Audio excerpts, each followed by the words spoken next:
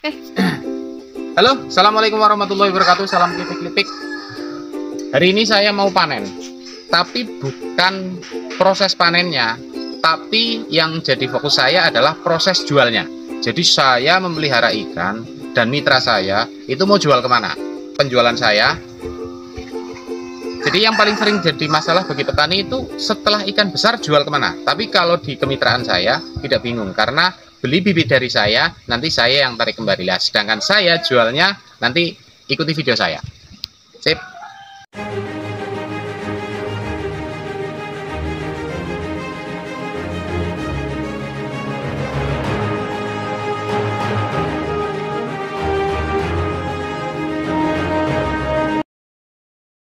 Hari ini kita akan panen ikan ini. Umurnya 90 hari biasa, tabur dari ukuran 4-6 cm. Hari ini kita panen dalam keadaan hidup, mau kita distribusikan ke pengepul, dan ada pesanan dari pribadi, yaitu yang ada untuk catering dan untuk dimasak sendiri tentunya. Ini ikannya panjenengan bisa lihat, ikannya sekilo isi 3, sekilo isi 4, sekilo isi 5. Sering saya dapat pertanyaan dari orang-orang yang beli bibit ke saya, dari sedulur semua di channel saya ini, yang japri melalui nomor WA saya. Jadi gini, Mas, kalau membesarkan ikan nila itu sih gampang-gampang aja, katanya begitu katanya. Ya memang gampang kalau kita tahu caranya. Tapi yang paling bagi saya bingung itu nanti kalau saya sudah berhasil itu jual kemana? Dan siapa yang mau beli? Nah, ini yang paling pokok nih, kita bahas ya. Jadi gini, kalau saya pribadi maksud saya, ini kalau di daerah Kebumen, saya ngomong khususnya daerah Kebumen Jawa Tengah.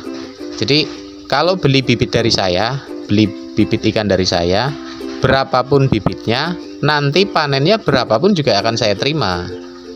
Jadi petani itu tidak bingung. Ini petani sudah panen, ikannya sudah masuk ukuran konsumsi, terus, Mas, ini ikan saya sudah masuk ukuran konsumsi. Ya, saya ambil. Nah, pertanyaannya kemudian, saya nerima ikan dari petani itu mau jual kemana? Ya, kalau tujuan saya jelas penjualan itu satu, pasar, jelas pasar, baik itu pasar induk maupun ke pasar-pasar yang ada di daerah Kebumen. Kan banyak pengecer-pengecer, pedagang-pedagang pasar yang banyak ngambil ikan dari saya kemudian dijual kembali, diecerkan di pasar. Ya, itu. Terus kita juga harus menjalin hubungan dengan para pelanggan kita. Di pasar kita harus jalin hubungannya. Ketersediaan stok, kualitas barang itu harus kita jaga. Kualitas barangnya seperti apa maksudnya? Ya, kualitas daging kan ada tuh ikan nila yang bau tanah, katanya bau tanah, ada. Nah, kita harus jaga kualitas daging. Nah, untuk jaga kualitas daging itu caranya seperti apa? Nanti di next episode. Tonton terus channel saya, ikuti channel saya terus. Oke, itu secara kualitas. Secara size atau ukuran, itu juga harus kita jaga.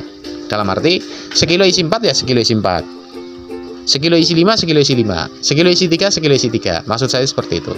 Itu secara kualitas. Terus kita menjaga secara kuantitas. Kebutuhan pasar di Kebumen itu berapa? Setiap harinya berapa? Rata-rata maksudnya, kan nggak mesti, kadang banyak, kadang sedikit. Ya rata-rata kita ambil rata-rata. Kita harus menjaga stok supaya pedagang tetap bisa jualan, saya juga tetap bisa jual, otomatis seperti itu. Nah, kemudian di samping ke pasar, saya juga menjalin hubungan dengan beberapa catering dan rumah makan yang ada di Kebumen dan di luar Kebumen tentunya. Karena kalau di Kebumen kan belum terlalu ramai. Yang ramai biasanya pesanan dari luar, dari kota-kota besar seperti Yogyakarta, Semarang. Itu biasanya seperti itu. Jadi fokus saya adalah tentang penjualan ikan, atau caranya menjual ikan itu kita mau jual kemana, atau caranya jual itu gimana. Ada juga yang saya model bikin fillet frozen. Jadi kita fillet kalau ikan yang ukuran sudah agak besar, sekilo isi 2 ke atas, 6 ons atau 7 ons, bahkan 1 kilo, bahkan 2 kilo, itu kita jualnya biasanya ke kita fillet dulu, kita ambil dagingnya, kita buang tulangnya, terus kemudian kita jual dalam daging keadaan frozen. Biasanya seperti itu.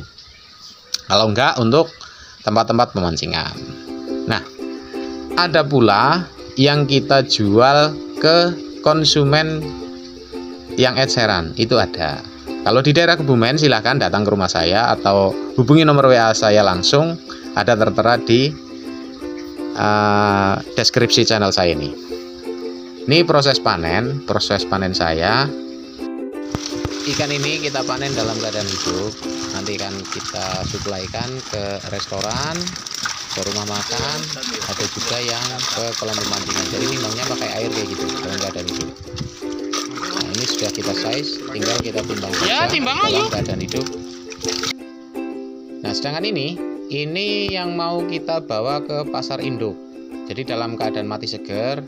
Habis ini ikan masih kelipik-kelipik kayak gitu, kemudian dikasih es batu, dibawa ke pasar induk. Ini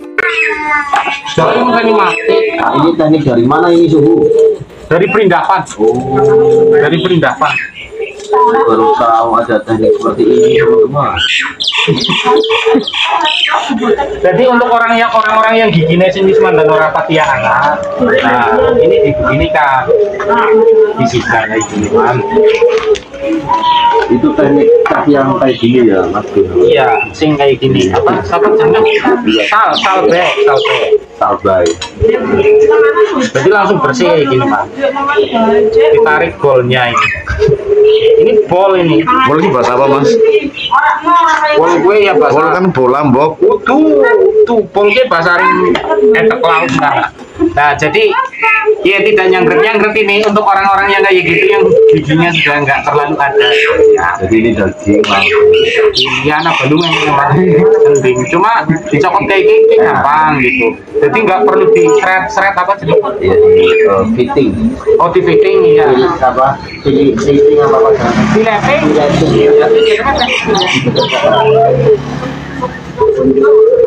Kita kayaknya mau dibayar 5 tok, karena duwe 7. Iya, beranu Cina ngari ngakuan untuk seser. Bajingan.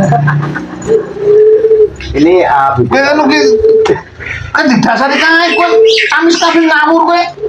Dan mau kok tulis dikumbang. Ki ngomong berarti alah ngomong jalan wis malah ngomong pada tenang kene. berarti sembahyang kene. Yo dikongkon karma, Dia batas suci.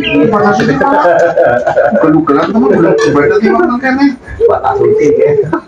Baru digoreng dikumboni beda dadi kok yang mau komplain.